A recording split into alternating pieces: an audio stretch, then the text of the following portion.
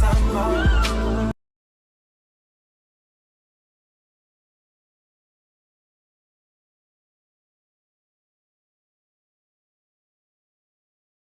everyone.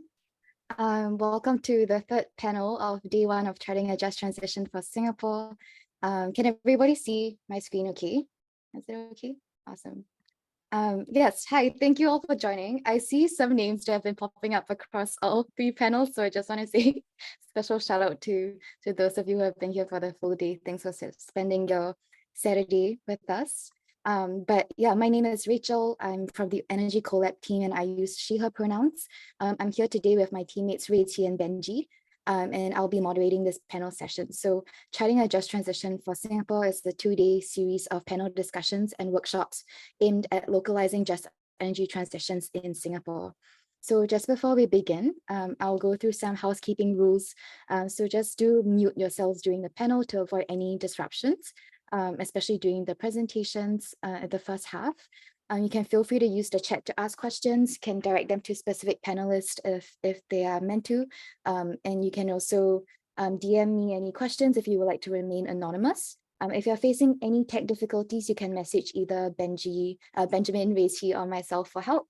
And this session is being recorded. And so if you have any concerns having your name or faces captured in the recording, you can also let us know via a private message. So we are also very, very grateful this morning to have Sheila and Clara from Equal Dreams with us. They've also been here throughout all three panels, so really a special shout out to the two of you who have been providing speech-to-text interpretation for our panels. So to access this document, you may scan the QR code on the screen or via the link that will be sent in the chat. Equal Dreams provides disability, accessibility, and consultancy services and creates platforms for disabled people to pursue their passion projects. And so apart from speech-to-text interpretation, Equal Dreams also provides sign language interpretation, scribing services, and other engagements that serve to make events like that more accessible. And you can learn more about them on their website. And so just for folks who are attending this panel only, we just want to do a quick introduction of who we are. Energy CoLab is a youth-led initiative, a very nice way of saying a group of 3 friends that seek to reduce barriers that Singaporean youth face in contributing to energy issues. And so the 3 of us really came together through a shared interest in learning about sustainable energy transitions and a desire to make local energy systems knowledge more accessible to more people in Singapore. And through conversations, we found that energy topics tend to have a high barrier to entry because they are very, very technical in nature, and a lot of opportunities to engage in energy conversations, mostly in research and academic spaces. Energy solutions are also often presented as technological fixes to the climate crisis. And so through our different engagements, we hope to bring stakeholders from different backgrounds together to touch on the human dimensions of the energy transition and on a collective level to equip participants and youth with the knowledge and confidence to understand and contribute to sustainable energy solutions. And so this community conference is really our first public-facing initiative that we are excited to do to just meet more people who are sharing the same curiosities as us. And we are very grateful to have the opportunity to do so with the support of National Youth Council and the Young Changemakers Fund. Awesome. So I'm just going to stop sharing my screen. Before we begin and pass the floor over to our 3 panelists today, I just want to start by introducing them. So we have Shazwan, who is the founder and author of Once Ubin Journal. I think most of you us here are probably already following Once Ubin Journal on social media. I had the huge privilege of learning from Shazwan on a heritage hike that he led this year at Pulau Ubin. And I'm really excited to learn more about that community from you today, Shazwan. We also have Nikita, who is a professor of the politics of development at Oxford University. And the Energy CoLab team had the opportunity to connect with Nikita when she was in Singapore for a short bit, doing some research on the politics of water, and I'll let her speak to that in a bit. And lastly, we have Madhu, who is a principal sustainability strategist with Forum for the Future, and had also the same pleasure of hearing her speak at very different forums, reading her thesis on sand extraction. And so again, excited to hear from all 3 of you on the different perspectives. But we wanted to set the context also that talking about land in Singapore is quite a contentious topic. In fact, we were quite surprised that this panel got approved by the National Youth Council. Yeah, yeah. Anyway, we'll leave it at that. But I think about, when I think about land, I think about a quote by Wendell Berry, which is, "What I stand for is what I stand on." And it's really a call for us to think about our relationship with the land that we are on, and by extension, relationships with each other. And so as we shift away from a fossil-based economy, there is a greater need to center principles of a just transition in conversations surrounding land use, resource use, and in solving climate change. And I think in terms of energy, Singapore is expanding the amount of energy it imports through the expansion of the ASEAN regional grid because of land scarcity and lack of natural resources. But we are also increasingly aware of the impact of hydropower dams along water bodies such as the Mekong River that is causing the loss of livelihoods and destruction of biodiversity and ecosystems. How solar farms in our neighboring countries are causing even more deforestation, as well as the impact of sand mining for our land reclamation projects in a bid to expand land mass of Singapore for our ever-increasing developments. And so in some way, I think that sand and energy face the same challenge in Singapore in that they're often invisibilized. And so I will now pass my time on first to Shazwan to just broadly touch on their own relationships with land in relation to the work that they do, and really to get us to start thinking about just transitions locally in relation to the lands that we now call Singapore or Singapura, and our impact beyond our geographical borders. So I'll pass my time on to Shazwan. Right, thanks so much, Rachel. Now time for me to be a boomer and try to share the screen again. So hopefully there will be no technical difficulties this time around. So I do appreciate some patience from all of you.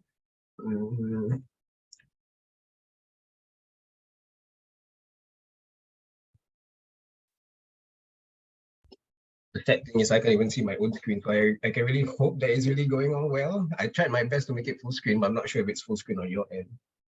Is it full screen on your end by any chance? It's not full screen, but we can see it. Okay, let me just try again. Is it full screen now?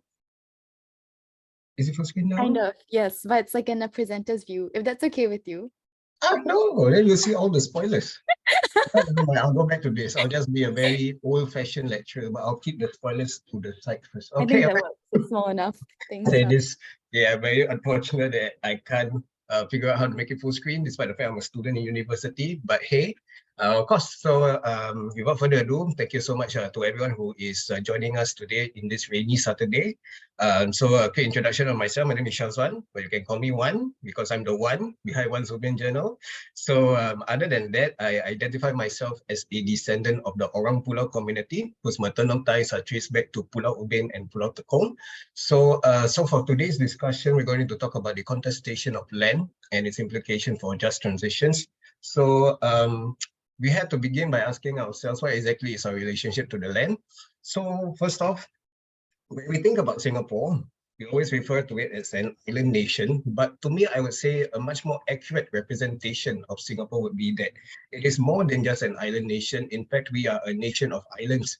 64 different islands, of which there used to be many thriving communities on them. And these communities, we refer to them as the Orang Pulau, or as we could just loosely translate in Malay as the people of the islands. And so when we think about this relationship to the land, our relationship to the land, I would say, is something that is symbiotic, something very intimate and special. Because for us, when we look at land, it reminds us that land is a provider, land is also a protector, and land is also a teacher to us. And what do I mean by this? We can take a look at how we live together in nature. In this picture, you'll be able to see a kampung house. It is not just any other ordinary kampung house. This is my grandparents' house on Pulau Ubin, known as house number 818K, which was located in Kampung Surau. So as you can see from this relationship is that we learn how to technically live in nature, where we extract the wood and build our houses with them. And also at the same time, you'll be able to see that our roofs are also made from natural elements. For example, our atap roof was harvested using the fronds of the Nepal palm. And there's a lot of process involved in it to sew them together to make all these individual roof shingles. And also when we look about the climate around this area, we came to understand that the Nusantara or the Malay archipelago has a lot of monsoons, which will lead to flooding, and high tides. So that's why for the Orang Pulau communities, we used to always have a habit to build our houses a little bit higher. The habit which continued for us, even though we stay a little bit further from the rivers, we will still build it a little bit higher. The reason for that is because we also learn that we share this world together with animals. And so some of these animals, unfortunately, they are quite dangerous. So that is why we decided to build our houses a little bit higher to prevent ourselves from being bitten by snakes or from being trampled by wild boars, for example. And of course, there's a certain sense of ingenuity when it comes to our architecture. We've always believed, back then before we had science to back up our own understanding of the nature around us, we've seen that when we allow ourselves to build our houses a little bit higher, we are able to capture winds underneath the stilts and it will flow through the floorboards. And what this does, especially at night, is that it serves as our air conditioner. So we don't really need to turn aircon. That was our aircon back in the day. And of course, when you build a little bit higher, you're able to capture winds of higher velocity to keep yourselves cool. And of course, again, before science was able to back us up, we already understood that warm air rises and cold air sinks, which is why we build our houses and our roofs in an A shape, so that the warm air can be trapped up there and it will release itself through the holes that we built right before the roofs. So next, there's another question about what is my own definition of energy. My definition of energy may be a little bit different than most of you. You will talk about solar power, you will talk about hydropower. My definition of energy will be a little bit in a different taste because when I think about energy, I think about this one word, the kampung spirit.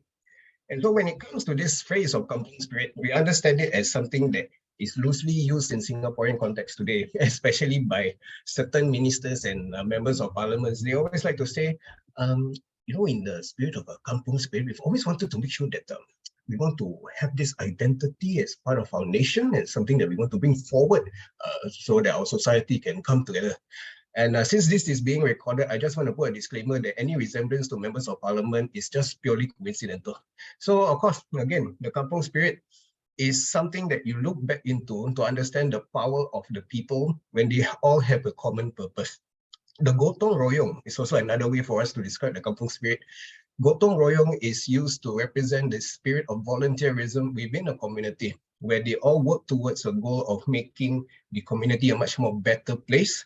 And so this is my definition of energy. When you put in your labor, when you put in your trust, and when you want to build something almost out of nothing, the kampung spirit is something that we count on. And for me, I will still consider as the main source of energy. Next, when you talk about just transitions and how it applies to my kind of work and how it applies to the Orang Pulau community, it is important for us to once again look back at how Singapore is today. And so again, when we talk about contestations of land, we don't actually have to go so far to think about how Singapore has to import sand from other neighboring countries. In fact, you can even take a look at it from our own offshore islands, to the point where we say that our offshore islands, where the Orang Pulau community used to live, we were also in a way resettled to the mainland because our ancestral islands were used to feed the needs of the mainland. And what do I mean by this is that it comes to the point where, for example, Pulau Semakau and Pulau Seking. Pulau Semakau, nowadays, we will always remember it as a place where we have our landfill. But could you just imagine being a person who grew up on Pulau Semakau and Pulau Seking, for them to just find out that their narratives now is that their home is just a place for people to throw trash at. And I think for myself, that's a very disheartening and very discouraging thing to live with. And I mean, Pulau Seking is even much worse, to the point that when we think about the Semakau landfill, you hardly talk about Seking. So it's already forgotten. Next, when we want to talk about Pulau Sudong. Pulau Sudong, you always have your communities who used to live by the beach, but when they were resettled to the mainland, the entire island was then transformed into a military training zone, and particularly a military airstrip that runs the entire length of the island. We want to talk about Pulau Brani. Pulau Brani used to have a kampung for the Orang Pulau community that used to stay on top of the waters. So they were actually built on top of the sea. And of course, now if you think about Pulau Brani, you only think about the PSA and all the cranes and economic development that happens there. And of course, Pulau Belakang Mati, for those who are very young, don't even know what is Pulau Belakang Mati referring to, that is Sentosa. So of course, for Sentosa, it's a very, very drastic change. As you can see on the left, you have all the people living in kampongs and they will all have their own sampans. But if you were to really examine Sentosa right now, you will know that there are still people who live there, but they're not in kampongs. They live in the most prime of the most prime estates in Singapore, and they all have their own private yacht or their own private jetties. So it's quite a journey that the people of Belakang Mati has gone through. And of course, for Sentosa, it's more than just those prime of the prime estates. We also have the integrated resorts, we have our amusement parks, we have our casinos and stuff. And Pulau Bukom and the Jurong Islands, these areas, which I would like to say as the southwestern islands of Singapore, they also had their own communities. But when you think about these islands now, you only think about the petrochemical hub and all the oil refineries and activities that are related to them. They're all there now. And lastly, Pulau Tekong, where all the boys turn to men. But other than that, Pulau Tekong was also the island where my mom was born and where my grandfather was born. So this island now is just a place for us to serve our NS for 2 years and then just disappear. But there's a lot of history behind Pulau Tekong that we no longer get to understand and hear ourselves.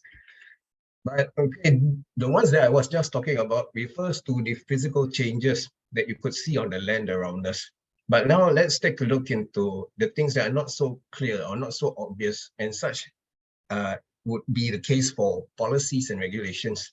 Now in 2021, you'll be able to notice that there was in fact a case of a lot of reports about fishing, but to the point that people have grown concerned about this activity because of overfishing and of course of littering. But and also at the same time, if any of you are very familiar with the Changi Beach incidents, where a lot of people came to forage and went to take a lot of intertidal creatures, to the point that a lot of commenters online prompted the government to take stern action, with some of them recommending a blanket ban on the acts of, just taking things from the intertidal zones.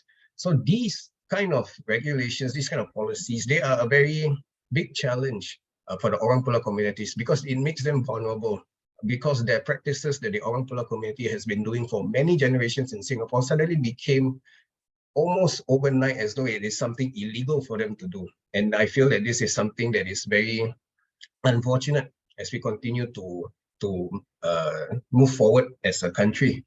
So ultimately, to sum up, this whole idea of a just transition is that whatever change that you do to the land will eventually change the people too. So this is just the sum of it. So lastly, the last question was, what's my vision of a just transition for Singapore? I think it'll be very clear. It's just to make sure that we are all included. All members and all communities are included in the part of deciding what we should use with the land around us. And this includes, of course, the Orang Pulau and the Orang Laut communities. And just to add on, natural and cultural heritage are inseparable. And I guess it's just so coincidental that it has to take place a few days before this conference that there are now plans for development on Pulau Ubin with regards to the OCBC Mangrove Park. Now, the thing is, this is actually something that we welcome. This is something that we are very supportive of.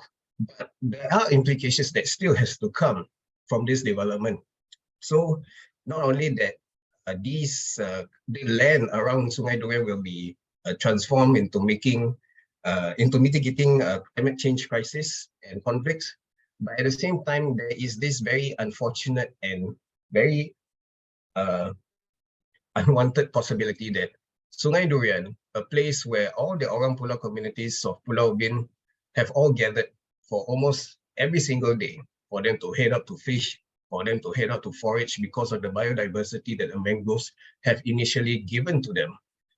When this project is completed by 2026, there is a very strong possibility that this area will be the same as Chek Jawa. And as we all know, Chek Jawa is a nature reserve where fishing and foraging is illegal. So again, for this mangrove park in Kampung Sungai Durian itself, for Kampung Sungai Durian to be the very last kampung of the Orang Pulau community in Singapore, for them to have their entire shoreline and the entire river cordon off and made restricted for them to carry on the activities that they have been doing and their forefathers have been doing for generations. I believe this is something that needs to be addressed. I believe this is something that needs to change. and definitely having the orang pulau involved and ensuring that their traditions, their culture, and their practices can continue to survive through all this development as we try to make Singapore a safer place for all. It's important for us to be all a part of it. And lastly, I'll just always end off with my quote, these 3 words: to remember your roots. For a tree that grows, no matter how tall, will come tumbling down if you do not take care of it. And this is something like a philosophy that I adapted in my life, that I've adopted in my life, because no matter how far you've come, no matter how much progress you've made, no matter how much growth you've developed in your life, if for whatever reason you've decided to say that, hey, I just don't want to be associated with my roots anymore, you want to cut it off, well, the thing is, when you cut off your roots, you'll be the one that is in the final form of destruction. You'll be the one at a loss, because remembering your roots means for you to be reminded of your past, to show you of who you are right now, and to show you the potential of who you can become in the future. So other than that, there's nothing else but a big thank you for staying on with my weird sense of humor, if there even was humor involved. But other than that, thank you, and I look forward to listening to all the other panelists. Thank you. Thank you so much, Shazwan. I always really enjoy hearing from you. I think you really emphasize the importance of listening to other stories that are less amplified in the name of national development or social integration. And yeah, just very grateful that you are so generous in sharing the stories of your own community. And so I'll pass the time on to Madhu, who will, yeah, talk us through her own work as well. Hi, everyone. Thank you. Thank you so much, Juan. That was, I've heard a lot from like Firdaus from Orang Laut. So it's like Orang Laut SG. So it's so nice to hear you and hear like different voices. So I think a few people here I've seen before. So if there are repetitions from previous presentations, my apologies. Hi, my name is Madhu. I work as a strategist at an environmental sustainability nonprofit called Forum for the Future.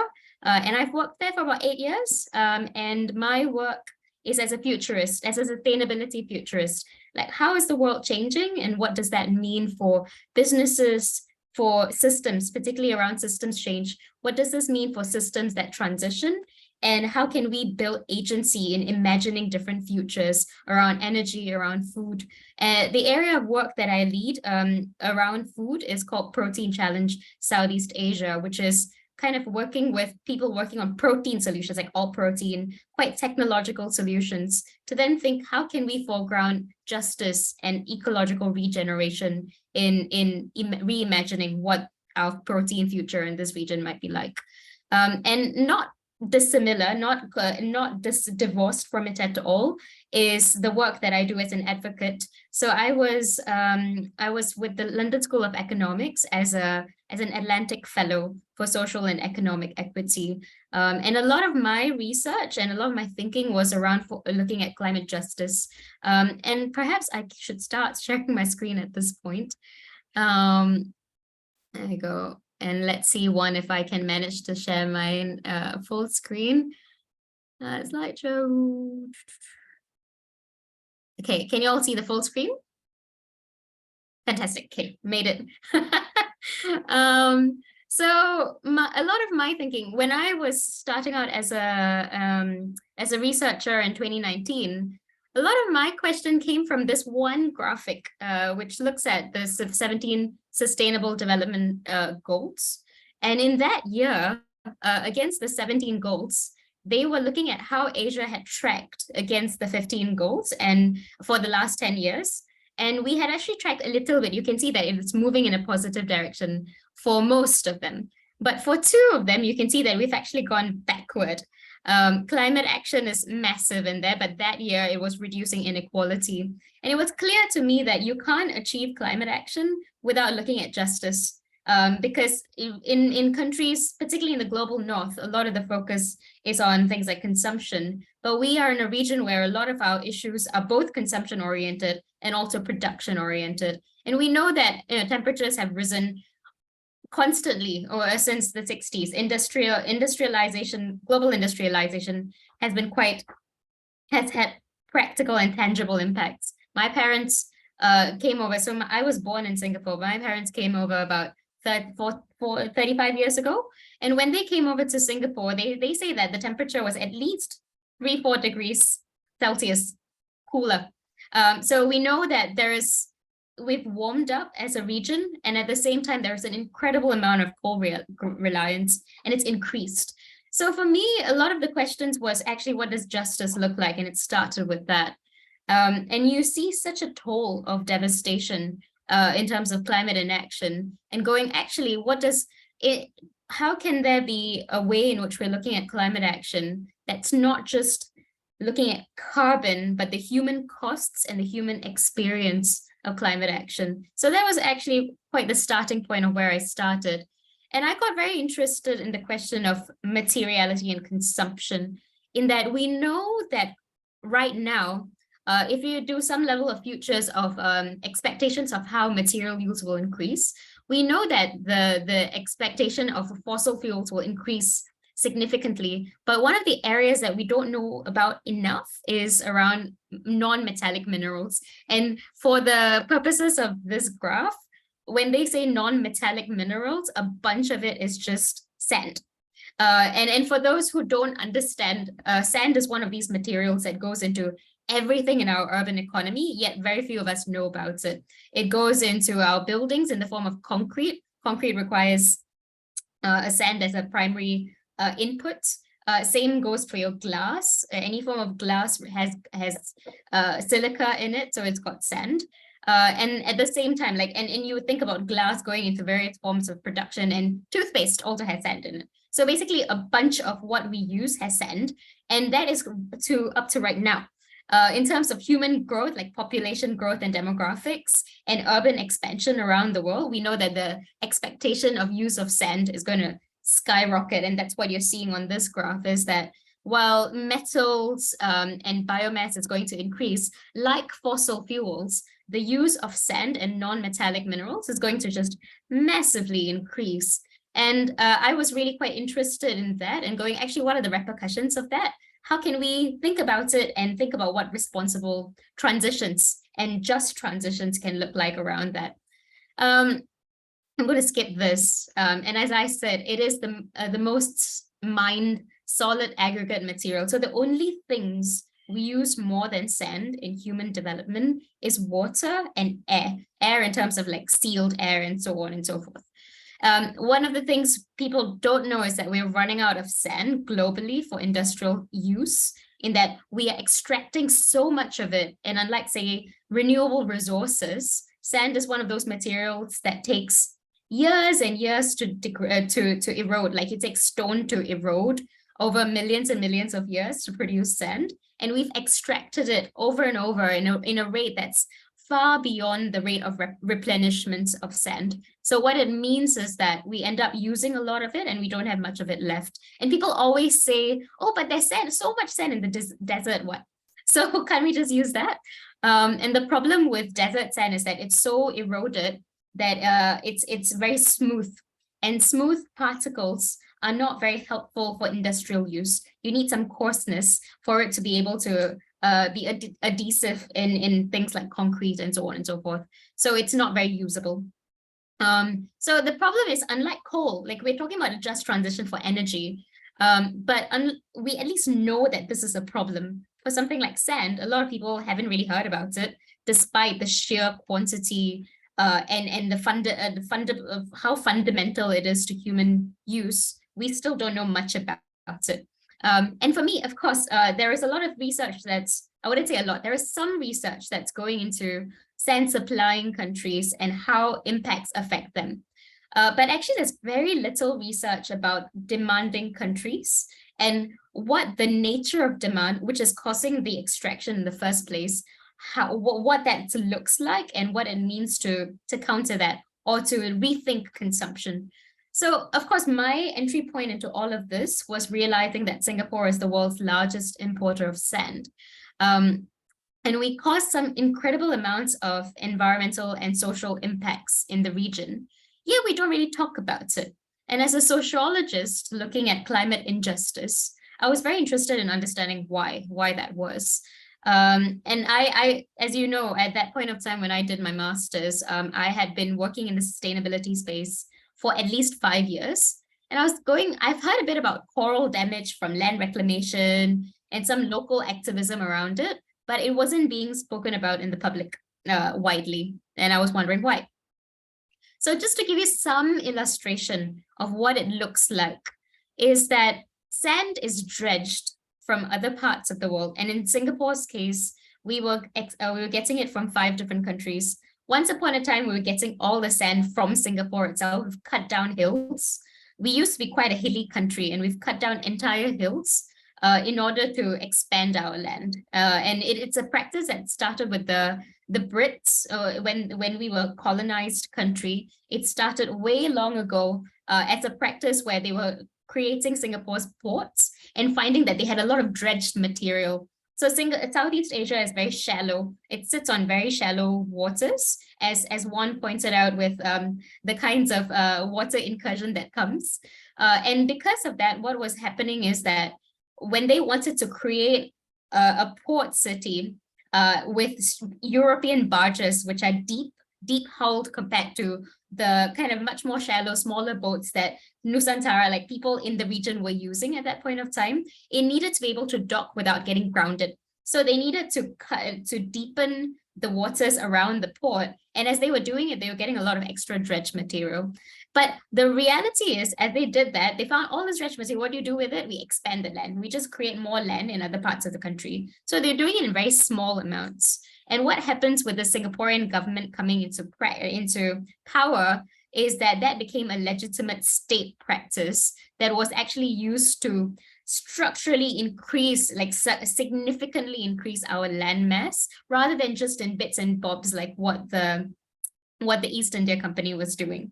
And in that process, as we were cutting down our hills, we could no longer cut down any more hills by a certain year. Like I think it was sometime in the 60s, we just exhausted our own land resources. No more hill cut landfill that was used. So then we started importing it from other countries. And this is the practice of dredging.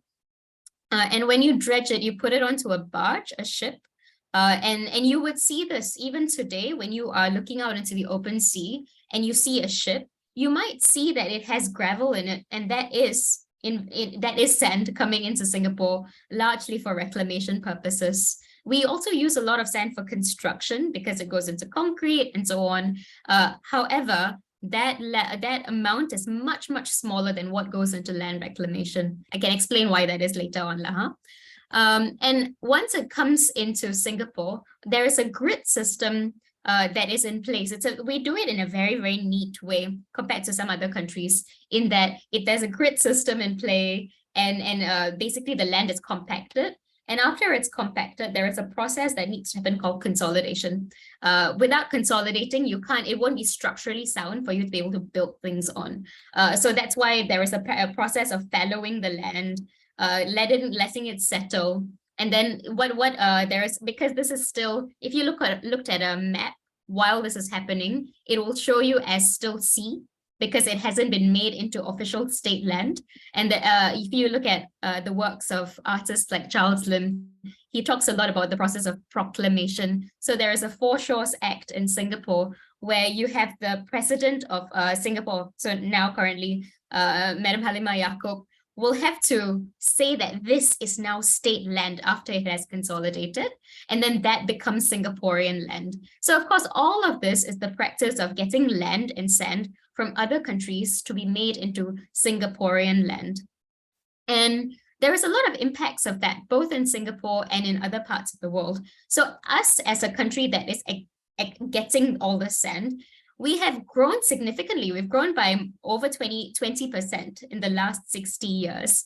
And in the process of doing it, we've created pollution from dredging, sand that's taken from one part of a river system or the sea creates hydrological impacts because so much sediment is removed. It reshapes how the water flows. So there is flooding in some parts of the river, and then there is droughts in other parts of the river. And at the same time, you have incredible loss of coastal habitats and livelihoods. There can be incredible amounts of erosion in that the land becomes destabilized when you take a lot of it, and people get displaced. And this is heritage lands for hundreds of years, where this is land that have kept and I've lived by the river in the Mekong or in other parts of Southeast Asia. And what happens is that that is lost. And what happens in most parts of Southeast Asia, so we've historically gotten sand from Malaysia, Cambodia, as well as countries like the Philippines and Myanmar. And currently quite a lot of it comes from Myanmar because, so originally it was Malaysia and Indonesia. Both countries banned their exports to Singapore. And then Cambodia did the same, also banned their exports. So right now we are stuck with very few countries that we're actually getting our sand from. And there was a lot of questions about how can we get our sand supply if we want to keep expanding in the way that we want to. So the 20% growth is just for until now. If we look at plans for expansion of Tuas, Tekong as one talked about, also areas like Pasir Ris, and so on and so forth. Those who are interested in what the plans to 2030 are should go and check out the work that Lepak in SG is doing, where they are actually telling you what are specific areas that are earmarked for expansion leading up to 2030. And we know that all of these impacts are happening. We don't know them very, very well because a lot of the power behind land reclamation is to say it's actually a pretty good practice. So a lot of the impacts we don't fully know. And we've got geographers, we've got sociologists, we've got engineers, lots of different people from different disciplines looking at the range of impacts, but most people focus on one area. So we've got like jokes like how geographers who are upstream in the river don't talk to the geographers downstream in the river. So the scale of impacts is still not fully understood. These are just the sort of localized impacts that a lot of researchers are already talking about. And I think that's quite important for us to be thinking about. So what was my research? My research was asking what are the scripts around land reclamation in Singapore? How are people thinking about it? Who are pro-reclamation and who are against reclamation, and what are the scripts and narratives around it? The reality is large majority of the country is pro-reclamation because most people just follow what the government is saying. The state narrative is so prevalent in that it's sort of been absorbed by a lot of our polity. And I was really keen to understand who is talking about it a bit differently or thinking about it a bit differently. And it was interesting that more than the environmentalists, it was the artists in Singapore who were asking quite interesting questions. And largely a lot of these artists were people who had been living in the coast and who had physically lost their homes and then criticizing the state practice. And a lot of these narratives had been marginalized or made or silenced in different ways. So some of the things that I was learning about from my research was that growth is considered non-negotiable. So land expansion, the logic of it is that if we keep growing as a country, in that if we need more people, we need people to have good jobs, to have livable space, and to have good industry. So we need more land. And for that, we need to keep expanding and get sand from other countries. And the way in which it's justified, particularly with the civil engineers that I spoke to, the way it's justified is that it's a win-win. They use a sort of like the colonial experience to say things like, oh, but we're dredging it in one part of the river, and this is just the excess. So this is actually a circular economy solution because this is sand that we've gotten from other things, and we're just using it in other places to expand it. So it's good, and we are actually promoting the local economies of places that we were getting it from. We've also reduced the amount of pollution. We've also made it a much better practice than it used to be. So it's in very many ways, Singapore is a sustainable demander of sand is the sort of narrative that we get from the official sources. And it's often positioned as a win-win. And a lot of these export bans that I spoke about is often seen as vested interest. That's how it's framed in the official script. So there is this idea that the engineers know better than the communities that are experiencing harm, and that whoever says or who's against it doesn't quite know what they're talking about. So power operates in this very complex way to say what I'm saying is right and what other people are saying might not be. Most importantly, the big thing here is that this is something that's so fundamental to land security that there is a lot of silence and silencing that operates around sand. Very few people talk about sand or touch sand in the Singaporean government. And those who talk about it or who know about the trade have signed state secret acts. So they are not allowed to share about it. So when I got to do my research, it was very hard to find people. Most people said, there were actually people who said, maybe Madhu shouldn't do this research because you're not going to be able to find the right people to speak to anyway. People who want access to the sand banks or the dunes in Singapore, there is no access to that either. They are guarded. And people who do research into this from a Singaporean university are often discouraged. They don't get grant funding. People who want to make media or education or do any form of education around it often are discouraged from it. There are journalists who try writing about it. If they are non-Singaporean, they have been evicted, but not for obvious reasons, but for quiet reasons that are not very clear. So there are ways in which power operates. It's a form of disciplinary power that operates around sand, which is, I think, really interesting. And it's a way in which there are very few people who think and talk about it. And it sort of narrows the range and scope of conversation from the beginning. So as a researcher, I'm looking at it from a sociological perspective. But if I were a geographer or someone who's looking at trade data, I would find it extremely hard to find any form of data to work with. So because I can't know, there is no meaningful research question that I can come up with in the first place. So that becomes a way in which what is allowed and what is disallowed is quite clear. One of the things that I look at in terms of thinking about just transitions and how is sand analogous to this conversation? It is very much parallel. Like I've said, how energy is used and demanded is not quite different from how sand is demanded. It is very much in the service of growth, in service of consumption. And for me, it's not very different from what one is saying, in that the main thing for me is sand is not quite a commodity. We treat it as such. We go, oh, gravel. It's kind of treated as gravel or as silica or as it's traded under different names based on the specifications of a particular infrastructure project. And in that process, it becomes a scientific object rather, or an object of the material economy, rather than as what it is when it comes to the impacts of it. It is a life world. It is land and home for hatcheries. Like, so a lot of crab, fish, they go for their nests. They make their nests in benthic life forms and intertidal life forms, make their habitats and hatcheries on sand. At the same time, it provides a lot of filtration and livelihood for coastal communities.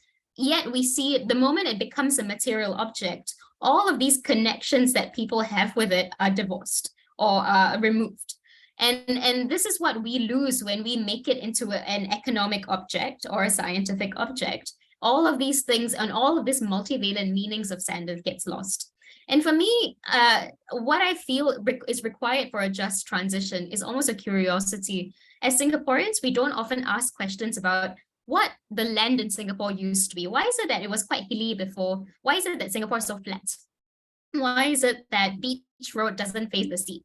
Why when you step out of Tanjong Pagar, there is a road called Wallick Road, but Wallick used to be a mountain. It used to be called Mount Wallick, but no longer, and it's flat. Why is that?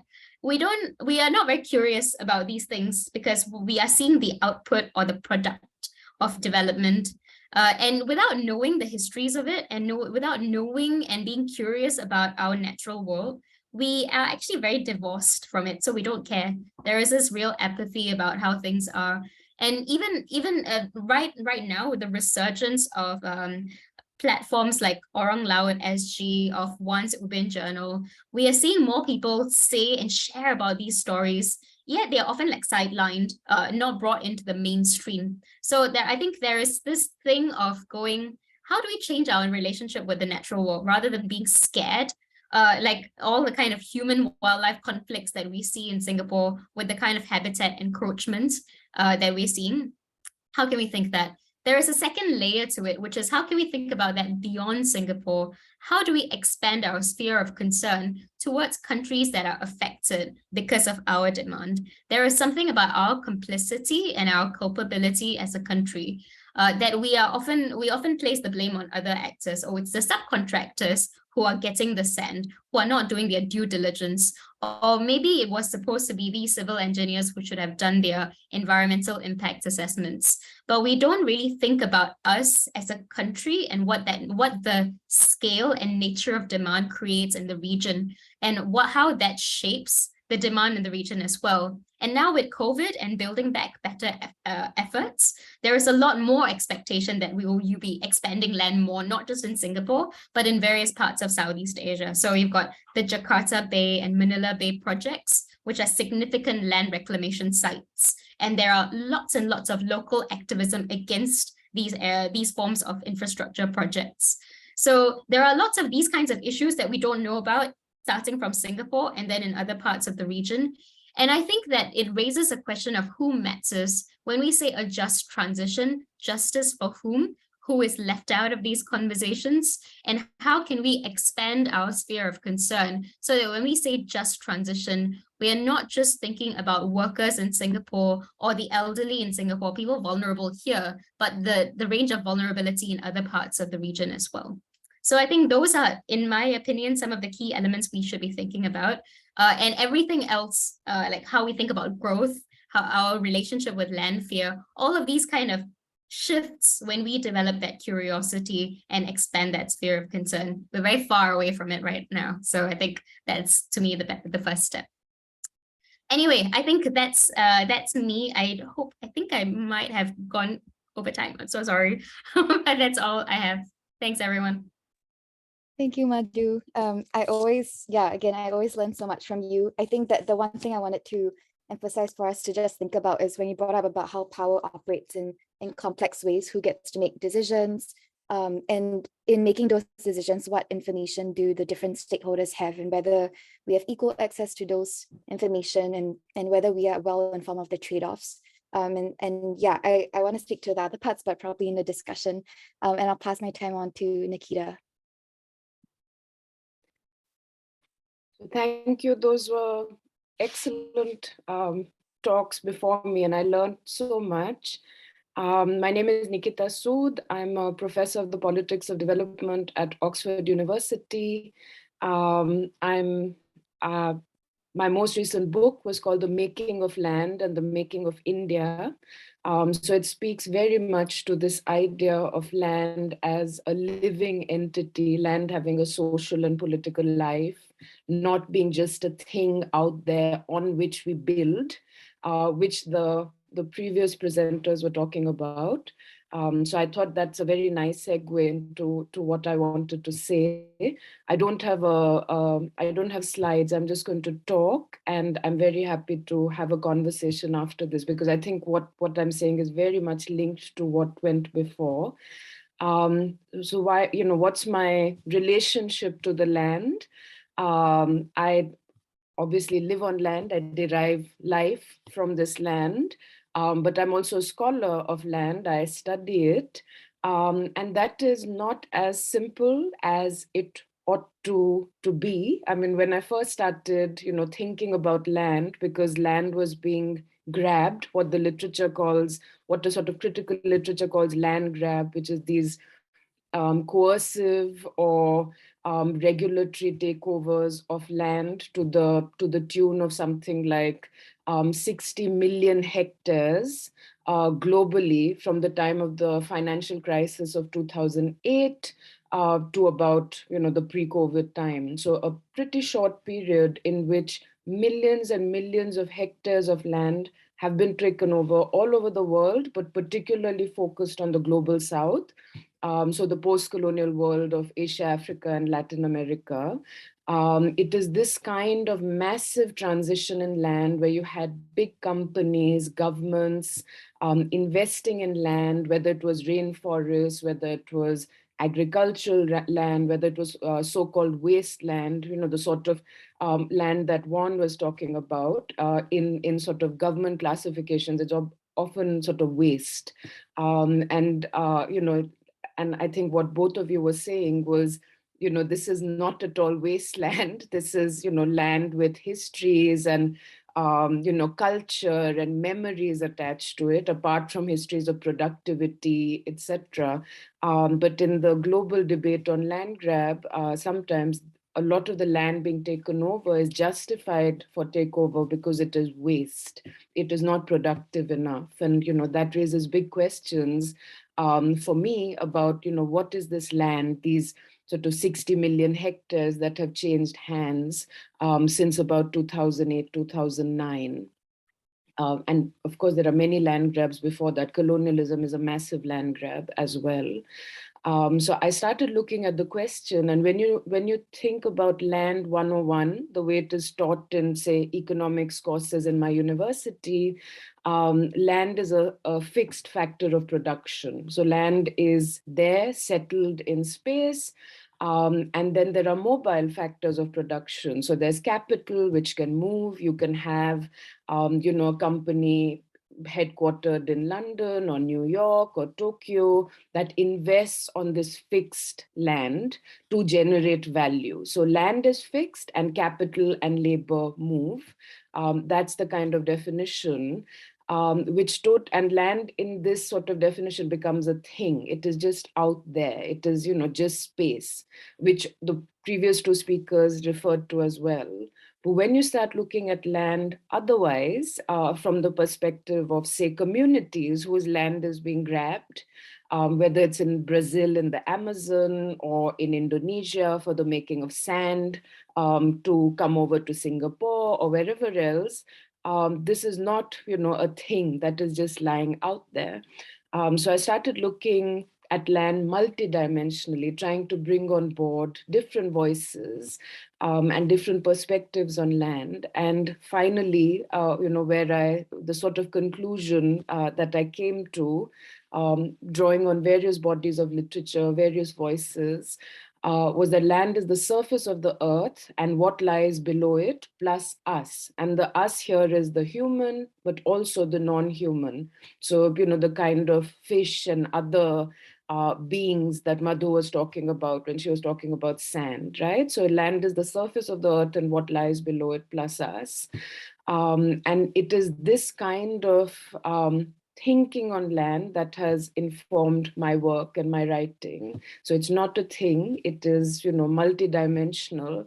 And when you start unpacking this surface of the earth, what lies below it plus us, we engage with land as humans in many different ways when we start thinking about it. So, I think both Juan and Madhu were talking about the state and how it impacts land, the kinds of laws that it brings into being to be able to reclaim land from one place, take sand from one place, put it in the other, make one island a dumping ground for waste, forgetting everything that, went before it. This is very much the state's authority invested in space. So land is authority, number one. Land is also territory. So there are huge debates all over the world on migration, who can come into the land, who can't, how do we protect our borders, build walls, have wars because some country has transgressed into our land, etc. So land is a sort of ordering device which defines nations and which also defines communities. So, this is a Muslim area and this is a Christian one, and this is, a play area and you can't have industrial activity here or vice versa. So territory, land as territory also is a way of ordering, creating order in society.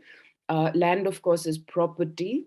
It is the sort of state's decreed ability to privatize land, to make it into a commodity, to build value on that. But that right is given by the state through your land title, through your various deeds. But beyond that, land is also exclusion. And it is the ability rather than the right to benefit from it. So in many parts of the world, you keep hearing about land encroachment. So I was the farmer who has the paper for the land, the titles, but someone else has come over, come and taken over my land, dumped waste on it, built a fence around it, or strong-armed me away from that land.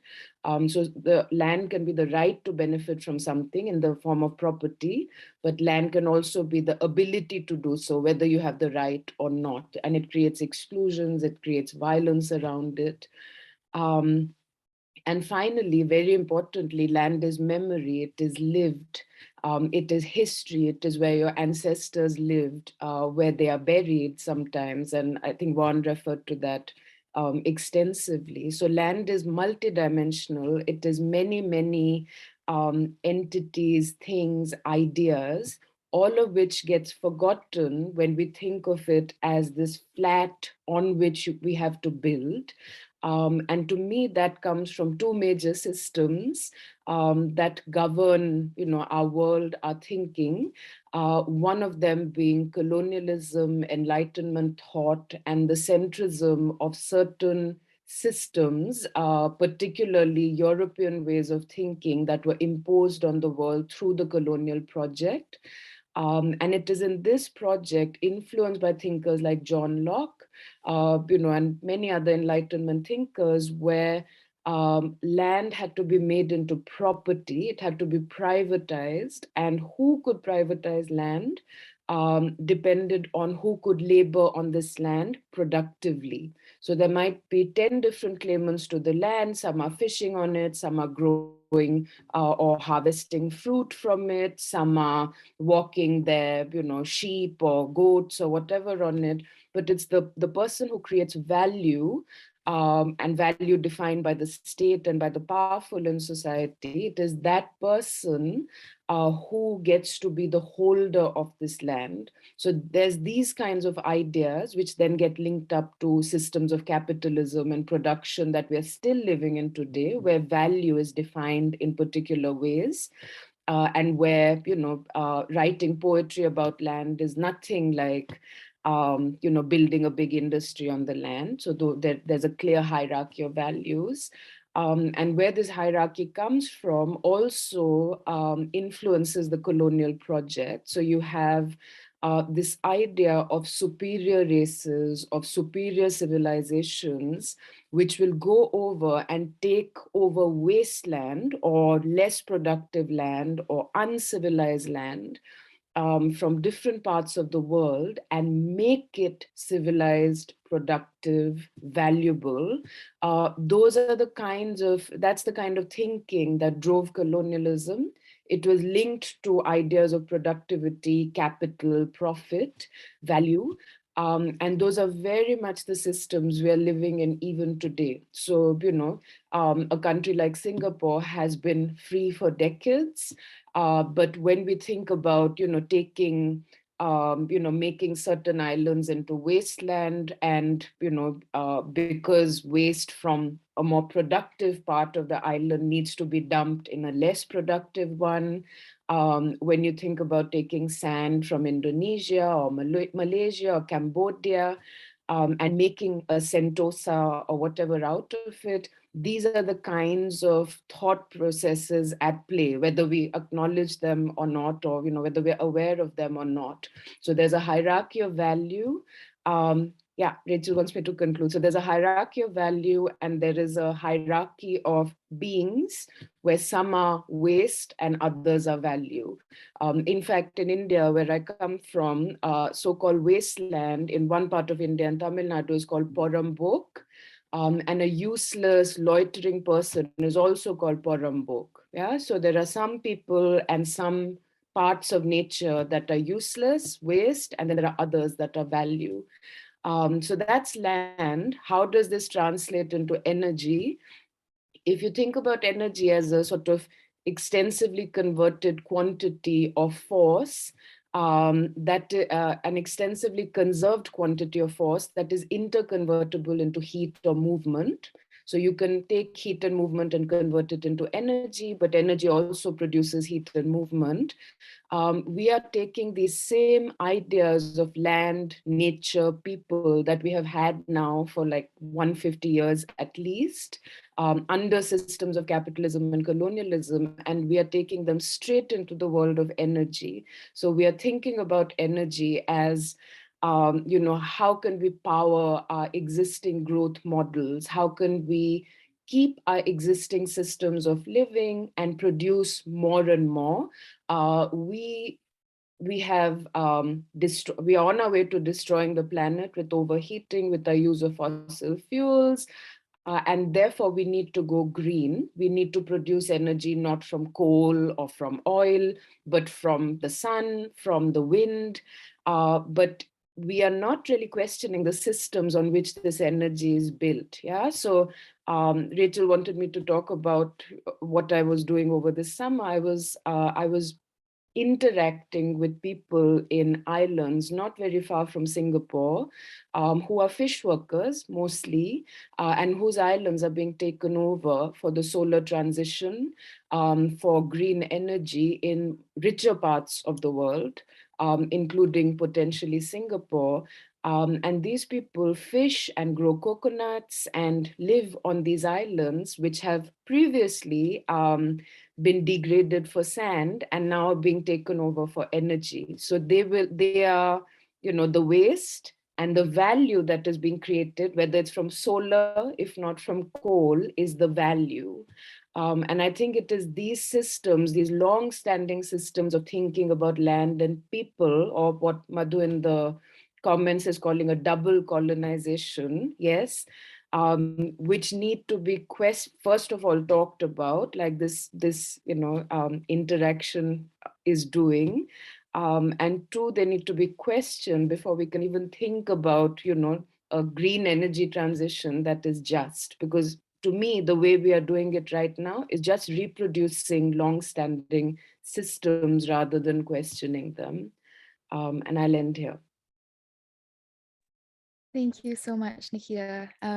Sorry that I have to cut you off, but I think you wrapped up in a way that led to the discussion really well. I think it was really nice because I think Shazwan started with a more local context, and then we got to take a look at regional in terms of sand extraction and other countries in the Southeast Asia region. And then Nikita talked about more global and these larger structural systems of power that are now kind of dominating the way that we live, and as you alluded to, in the way that we power our energy systems. But I wanted to actually start with a more lighthearted and personal curiosity, which is what brought all of you to the work that you do.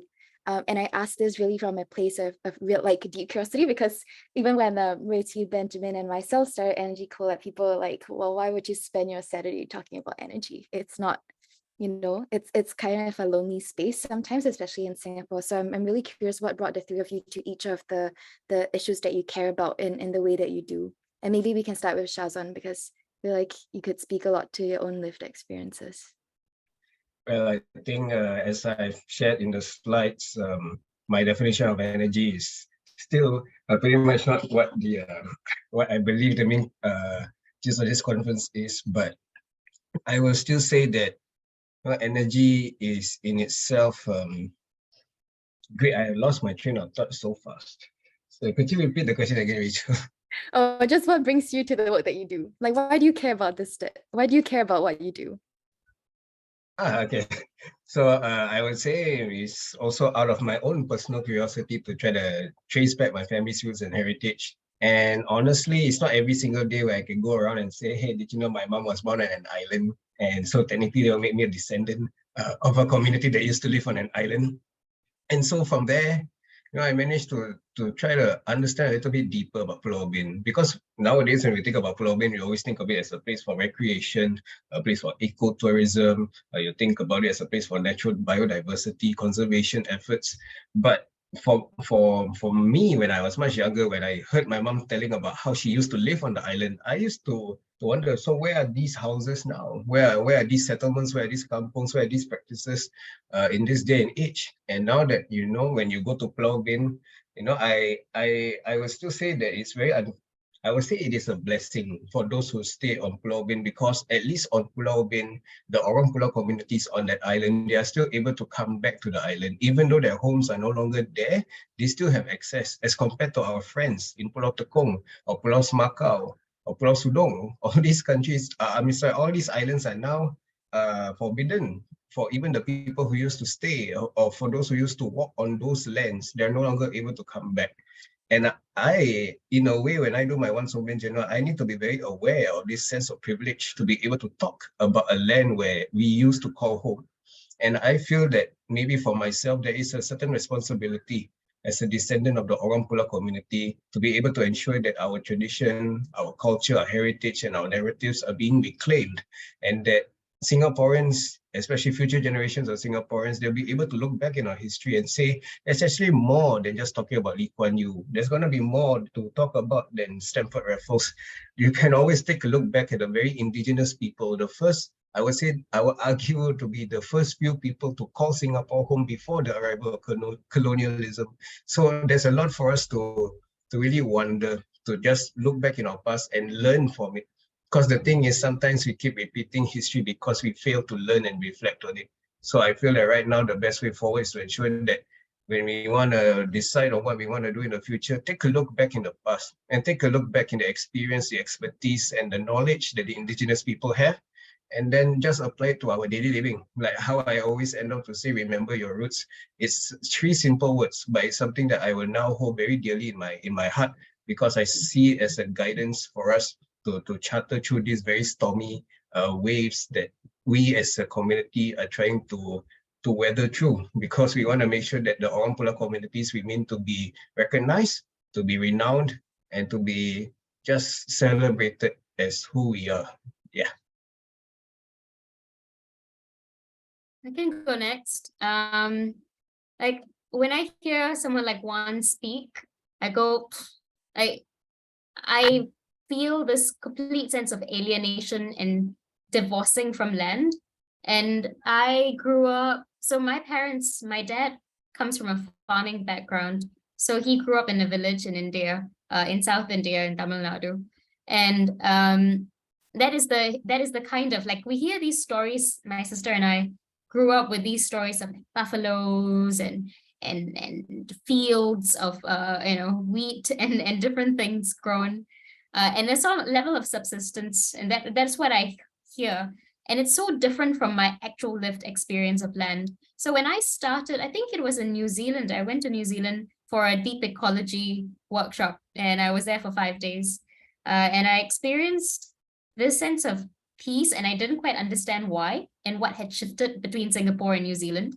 And I was just asking, I'm quite a curious person. I like asking a lot of questions. And there was this berry, and there's this woman who was in the workshop who was a Maori. So she was an indigenous person who was in the middle of 3 lawsuits at that point of time. She had been literally standing in front of the mother trees from being cut down by the tractors. So she was standing in front of the tractors to stop them from being cut down. And we were having this really beautiful conversation. And I was walking down the forest with her, and I saw a berry, and I asked her, what is this berry? And she didn't know. And she was so upset. She almost had tears in her eyes. And it was a 5-day workshop. And in day 4, happened on day 1. And day 4, she comes to me and she's like, Madhu, this is what this berry is. I asked the community and we came out with it. I can't believe I didn't know. And actually, I felt there was something quite beautiful about that there was this sense of, this is our land. Like, there's a sense of ownership. And when I came back, I remember almost like I was in tears, and I was telling my colleagues, this is why I cannot be in Singapore. I feel this incredible sense of alienation. And as a member of a diaspora who doesn't quite know what my land is, and actually as a port city, as a city where so many of us are transient migrants, many of us feel the sense of alienation too, in different ways and to different extents. For me, it was very deep, and going to New Zealand helped me realize that. And it became really important for me to go, why is it that I feel so transient, even though I was born in this country? Why is it that so much of land is owned by the state, and so much of it is changed? There was a term that was used that Singapore thinks of land as a tabula rasa. The great thing about reclaimed land is that it's a blank slate. on which you can build all the imaginaries of the state, and it has no history to it. But actually our activism is saying, actually, it's got a history. The land that was there before the land, the extra land came on, that has a history too, and all of these things matter. And I think that that's why, to me, the fact that I personally need to have a connection with land brought me into it. And I feel I've always felt like not Singaporean enough. I think this is something that minorities in various ways, whether you're a racial minority, whether you are, in terms of ability, able, disabled, lesser able, neurodivergence, we all feel ourselves to be minorities in different ways. And in the minoritization means that the sense of alienation and the sense that actually we either don't matter or our identities need to fit into a certain square is quite prevalent. And for me, asking these questions about land, the things that matter to me, I feel like most Singaporeans, the large majority of Singaporeans I talk to normally go, oh yeah, the land is gone already. That's just how it is. Or things like, oh, if people in Indonesia or in Cambodia have been affected, that's just how it is. It's economic pragmatism on Singapore's role. We had to do that. These things really affect me because I feel like that's not what a caring country, a people who care, a people who feel rooted and who develop. I don't think that's what we should be thinking. I think whether it's a question of morality, pragmatism needs to be built into the sense of morality. And I think that we don't really quite get there because of how we are used to sort of numbing ourselves into asking these questions. So for me, asking these questions and finding other people who care has been my sense of feeling Singaporean, like this is how I belong, and find other people who care about similar things. And it's become not just research for me, it's quite fundamental to who I am because it goes quite deep into why I care about land, what does it matter to me. Things like energy or even our food production system in a country that imports so much of our food can feel quite distant. But land, as one said, it's not just what we stand on, like this is much more, or Nikita said the same thing, it's much more. We're actually very, very tied to our land, but we act as if we're disconnected. So I think that that's what brings me into all of this and continues to get me through. Why do I study land? I'm, like the other two have said, I'm curious about it. And I have a sense that my scholarship should punch up, not down. So I am interested in questioning power and how power is built. And also, who benefits, who loses in systems. I think what we are doing in our current sort of development models is the opposite. We punch down rather than up.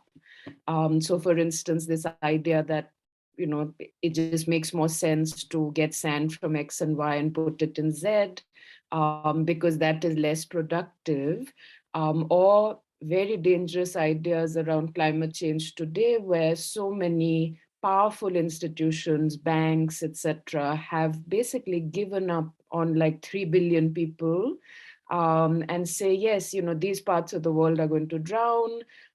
There are going to be massive catastrophes, and we have to see how to make the rest live. And the rest are usually, people in the better off parts of the world.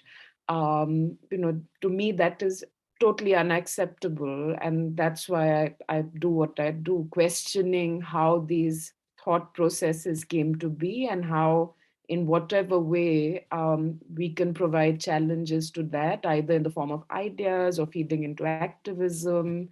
But we shouldn't be taking the world as is. We should be asking questions, and we should be moving towards more ideas of justice rather than shutting ourselves down to it. Thank you all so much. I can't even have the words. I think I'm just like, these are the stories, and I wish we were able to meet more people, like the three of you who are just very honest about how you feel about your relationship to land, and just feeling that connection and pursuing that as well. We actually had a question on, what was the biggest social cultural barrier? But I feel like from what the three of you have shared, and from what we hear from a lot of our friends around us who are asking the same questions, we are often curious about, or we are often thinking, we find that people often lack the curiosity. They or they just do not seem to question these things. And I relate very much to it. I'm also guilty of being quite a standard product of the Singapore education system. And so actually as an auntie now, that I have a nephew, I'm really curious about this question that I'm going to post in the chat, which is how might we create new ways of learning and educating about issues related to land use and growth. I think the three of you in your presentations also kind of spoke about, these underlying narratives of growth that are now powering the way that we decide how we use our land, how we build our energy systems, and how do we emphasize the value of certain things like heritage, culture, memory, biodiversity that are perceived to have very little economic and productive value.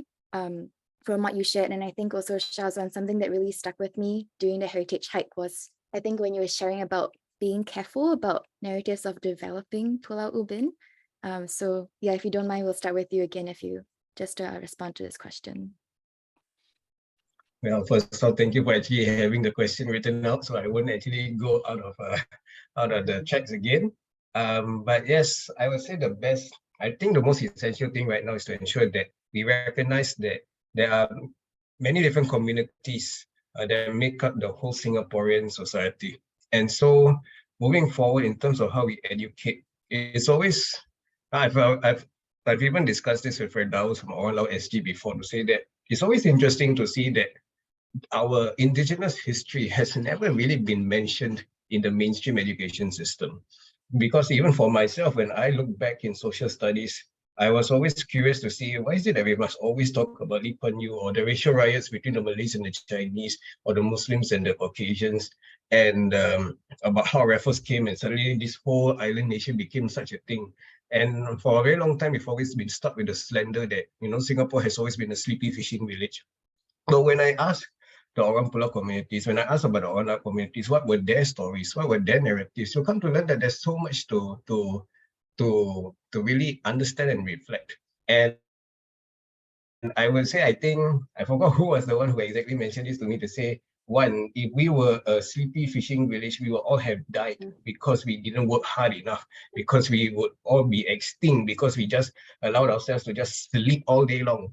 And that struck for me, because especially right now in Singapore, when we want to discuss things about race, it's always a very touchy subject, especially when they always have these stereotypes to paint that the Malays are the lazy natives. And this is something that we all can thank colonialism for. But when I take a look back into colonialism and the ways that this slander has been given to the Malay community, I actually see it from a different approach. It's just that the Malays did not want to be colonized. We did not want to be oppressed. That is why we did not give in to what the British wanted to do in our land. But of course, this is just something that if we were to say this right now, I'll be shut down. I'll be blocked. I'll be cancelled. Before cancel culture can reach me, I'm cancelled already. So that is why it is, these things, it will take time. I would say that the best approach is still education. It is still outreach. It is still awareness. And I can only hope that whatever I'm doing on Once Ubin Journal is inching this kind of narratives to make sure that Singaporeans are aware of these communities, of these traditions, of this history. Because sooner or later, a lot of Singaporeans will say Singapore is so boring. But for me, it's boring because it is shaped to be that way. But if you were to be able to look at Singapore in a different perspective, in its history and its heritage, then you'll be able to learn about the communities, the different characteristics that build up a society. These are the things that you need to really just learn and just take a step back and just learn what makes Singapore Singapore. Because Singapore, I would say the Singapore story has always been talking about the rich and the powerful and how they contributed to nation building. But I want to say, what about those who are not mentioned? What about the common folks? What about the people who have been here for so long? What were they doing? What were their contributions? And what can we learn from their type of culture and that kind of behavior? So yeah, I would say the most important thing is to just let them know that we need to be recognized. And there's always two sides to the story. And it's not just anything that is top down. sometimes we really need to be able to source out for the narratives that come from the bottom up. Yeah. So I think two strands of thinking need to be informing our discussions about climate, about energy, about nature, including land. One is diversity, which we have been talking about, right? So Singapore is not just one homogeneous, capitalist people.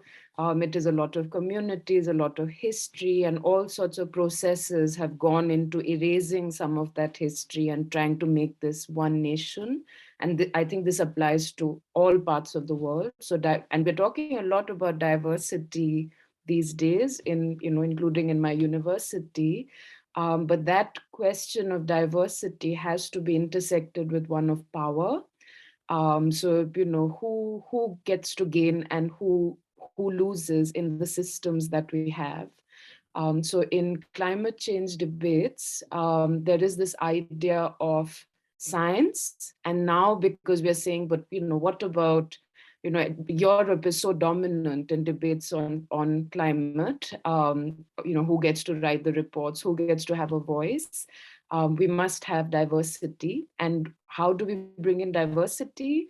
We bring in sort of indigenous knowledge. So if you look at the IPCC reports, if you pick up, a top journal like Nature, you will have the mainstream on climate, and then you have the indigenous voices, which are of course very important, but there we place science on a pedestal, and science as created by some parts of the world. And the other becomes, this voice that we need to include. To me, that reproduces systems of power while trying to, have to incorporate ideas of diversity. And I think that thinking needs to be questioned. The indigenous is not the other and you are the mainstream. That needs to be fundamentally sort of rethought. And when I was listening to this discussion, I was just thinking in my mind, what will someone who doesn't agree with this, how will they come at this?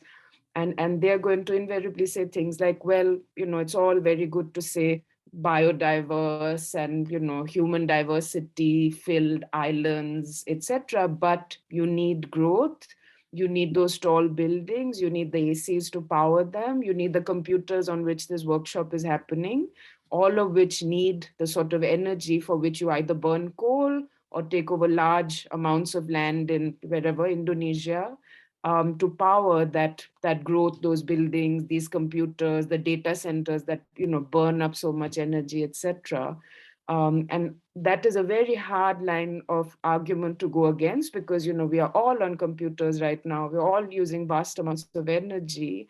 And that's a very valid point. The other side being the communities, for instance, that I was meeting over the summer, whose lands are being taken over for solar parks, not just their lands, but also their water for floating solar parks. They get electricity 6 hours a day. So and they are in Southeast Asia. They're going to be part of grids that then power, large cities, high buildings, etc. So there's the question of diversity, there's the question of power, and always the question of who wins and who loses in these systems that I think need to be at the heart of education. And I think education today is very much about erasing those questions and building a sort of national narrative of progress, of having, come out of so much challenge, colonialism, fighting nature to build growth, etc. So it's a very different way of thinking. And perhaps that needs to change. Yeah, I don't think it is in the interest of power, which is what creates our education system, to be asking these things. So if I were to ask myself, like, what is my starting point? It's often, what have we lost in the process of development? And how can we go out of what is in the textbook, or what we know? Like, how can we go beyond the sphere of knowledge that's already available in answering that question? So we can say, oh, we lost our nature, a lot of our nature, and we've taken for granted that Singapore has no nature, and now there's the otters are coming back, and so on. But one has made a fantastic point of like, actually, there are communities who have seen loss in a much more profound way in Singapore. There are communities outside Singapore who've seen loss. We ourselves, and who is the we and how do we think about the we? But we, regardless of what kind of a Singaporean or Singaporean inhabitant you are, you probably have experienced some form of land that's been converted from an original state to another, and you probably feel some level of loss to it. So for me, I really, really felt for our first red brick National Library building going. I've also felt like they have this particular soft spot for this patch of land near this temple in Toa Payoh. It used to be grassland with big trees, and then it was like that for 20 years. And then the last 5 years, it again was then taken up to become a condominium. And it's on my bus to go to school. It will pass through this one little grass patch. And I always saw this as this breathing space, and that's also gone. So there is something about the fact that in Singapore, we tend to take these losses as in the spirit of development, and we tend to go, that's just how it is. And I think that the alternative forms of questioning, like to question the heart of growth or development, needs to be actually for us to give ourselves some space to breathe with the loss that we've faced in that, and to reckon with that, to question that. And until we see how it's shaped us, it's very hard to understand what it means for other people, that it's actually so fundamental to someone's livelihood, or that this is how someone lived completely differently. The wasps in a nest near my house are my friends. They are not animals to be killed, or they are not pests. I think very fundamental ways in which how we relate to nature will shift if we reckon with the loss we faced and actually face up to the grief of that. Right now, it is that it doesn't matter, and it's a matter of care. And I think that the way the education system is structured is that things about care are seen to be weak, or we need to be caring about growth and development. So the value system behind the education has already been kind of set. And in order for us to shift it, it's not just about introducing new material, but it's actually going at that deeper level of what do we value and how do we question that. And it is no question, or it's no surprise that the people who are doing this work are people who fundamentally disagree with the current value systems that go into education in the first place. I think questions of land, the tangibility of it, as I say, memory, history, all of these are not other or separate. We all face it, and we don't face up to that reality. And I think scholars like Joanna Macy, who does deep ecology and Zen Buddhist scholarship, she talks about the need to break our heart open to the grief that we face. And if we don't do that, we never see the reality, we never face up to the reality of the world, whether it's climate change, or whether it's other elements like ecological destruction and habitat fragmentation. When we don't see it, when we are numbed by Netflix and things that are easy in the world, then of course we go into this way of, oh, things are good. Why do we need to care about these things? But we need to face up to the grief first, let our hearts break open a little bit, so that we can actually say, oh, actually, I'm in a space to do something about it. We can't let this world go on the way it is. We, as I think the phrase Nikita used is that political institutions and banks have given up on 3 billion people, yet our world seems to somehow go on like that. And that is a statistic that needs to be turned, completely turned on its head. Yet we somehow let that happen. And I think we as humanity are complicit in that. And I think that without facing up to that grief, we're stuck with this mode of like, we do a little bit, but we recreate the same systems of extraction, the same systems of exclusion and power imbalance and land grabbing, and we end up reproducing it. Oh, Singapore is importing renewable energy. We're importing it from other countries that are using hydropower, dams that are affecting communities, and we do it as if it's a good thing, but we risk doing the same levels of damage, and kind of saying, by making it sound good by calling it renewable energy. So yeah, I think it's really about facing up to the grief and kind of saying, actually, there is loss happening that's quite profound here. and reckoning with that.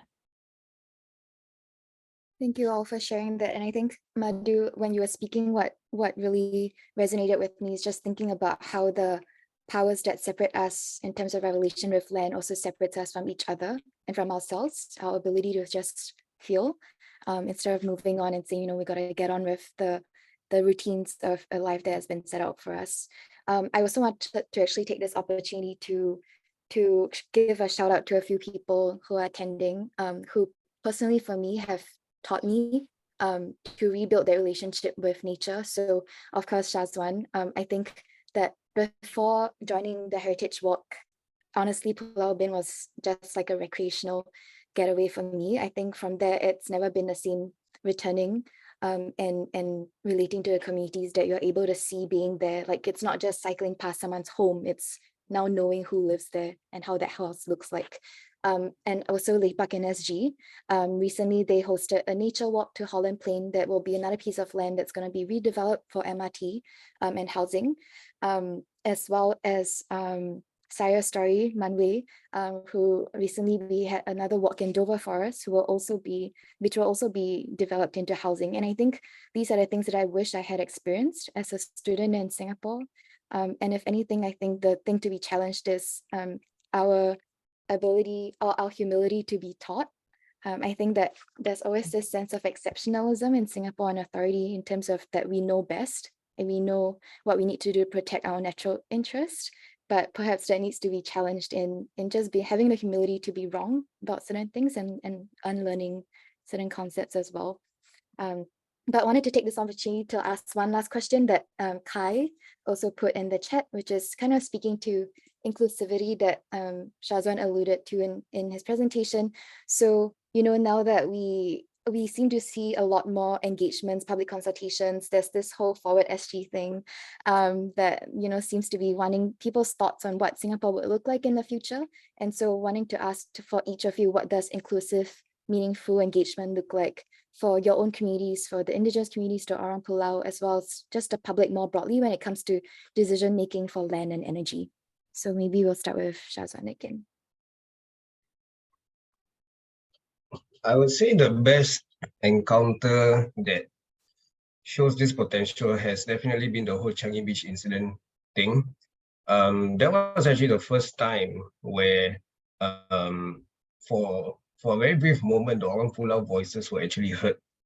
And it was actually very heartening when we've actually been invited by the Ministry of National Development, as well as NParks as well, to actually come down and to decide on what would be the best move forward in trying to protect our intertidal spaces.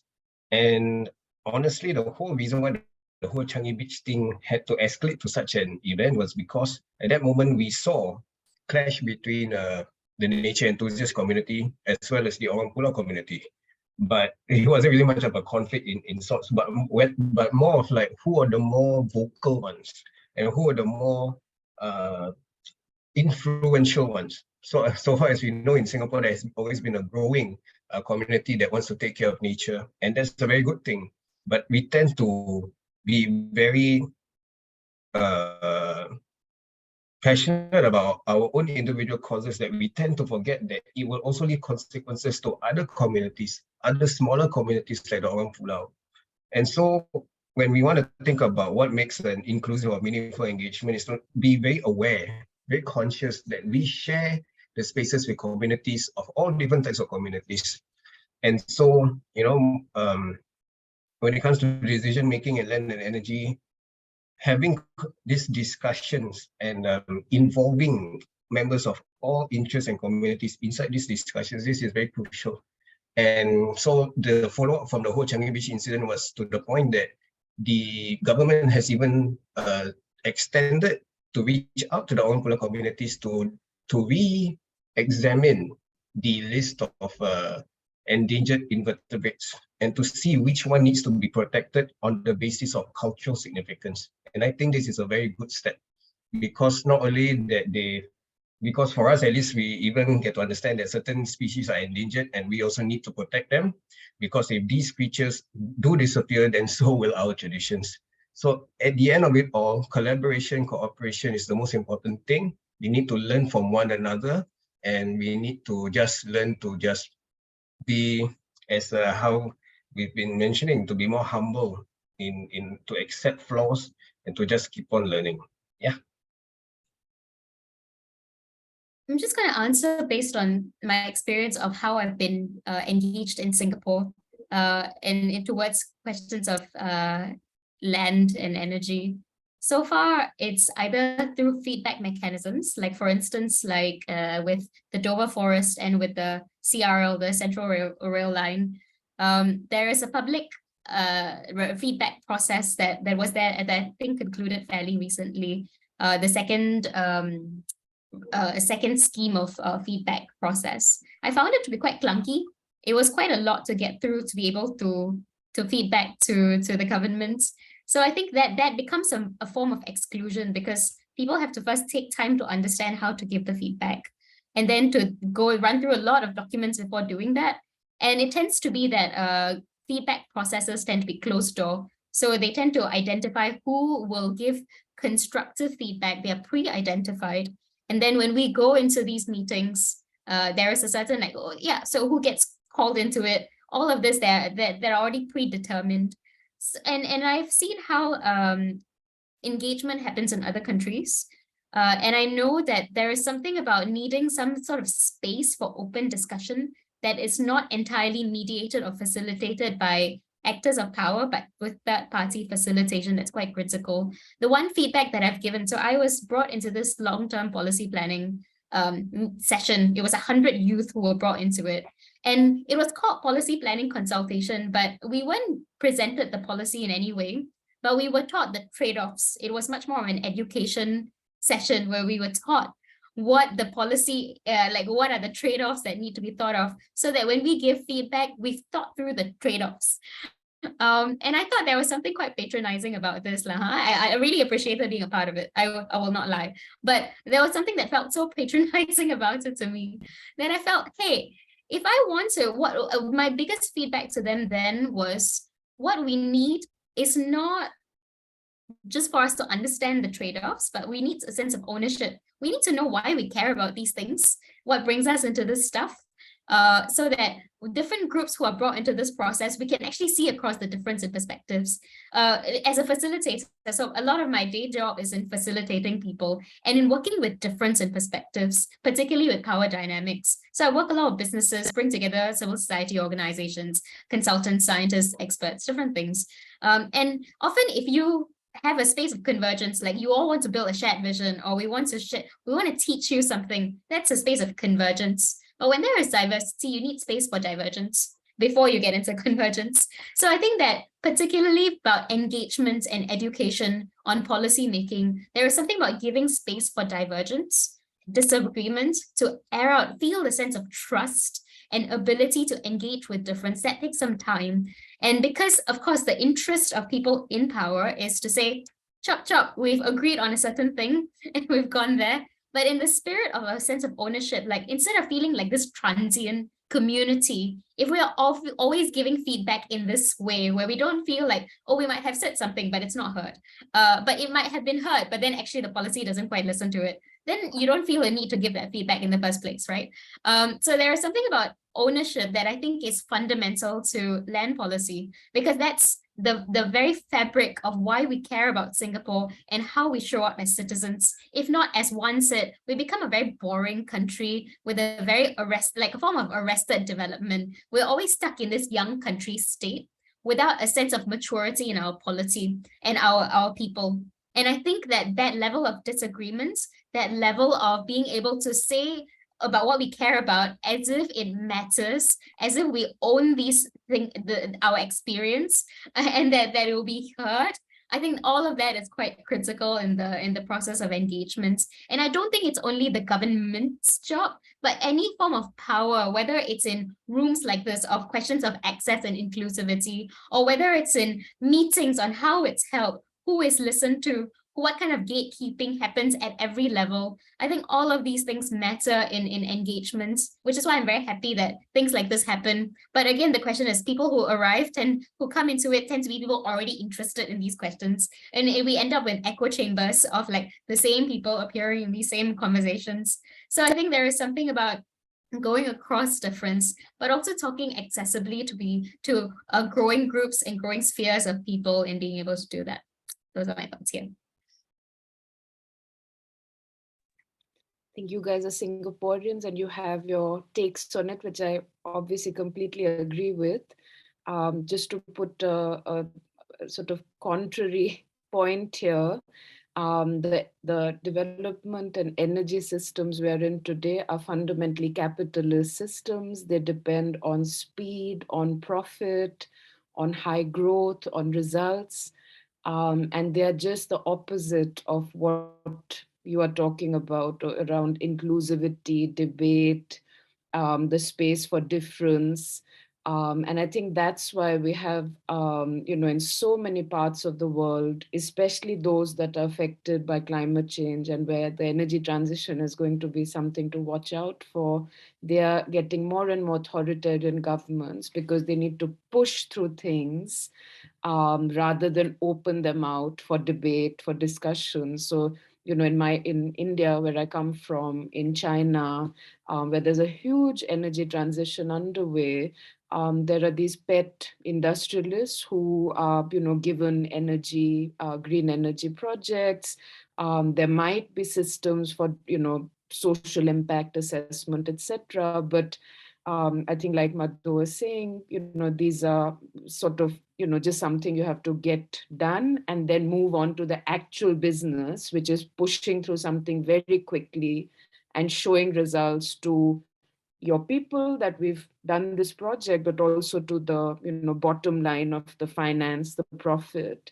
And that speed just does not go with what we are saying. And I think those systems need to be questioned while looking for spaces for debate and discussion, which is the only way to build, just societies rather than having one set of views dominate. Thank you all so much. And also thanks for staying with us until 4:40. So I'm just going to take this opportunity as we wrap up to invite all of us in the Zoom room today to join me in thanking our speakers, Madhu, Nikita, and Shazwan for being here on a Saturday afternoon to share your insights and experiences, and as well to our speech-to-text interpreters, Sheila and Clara, for spending the day with us as well. We'll share some links in the chat, but we'll also follow up via email because we're already running over time. But yeah, thank you all so much. I hope that there has been a ton of insights and just little things to think about after today. And well, yeah, thanks all again. And yeah, we hope to see you soon, especially for the workshops and the second day next Saturday. Yeah, thanks everyone. Thank you. Thank for you. organizing. Yeah. Mhm.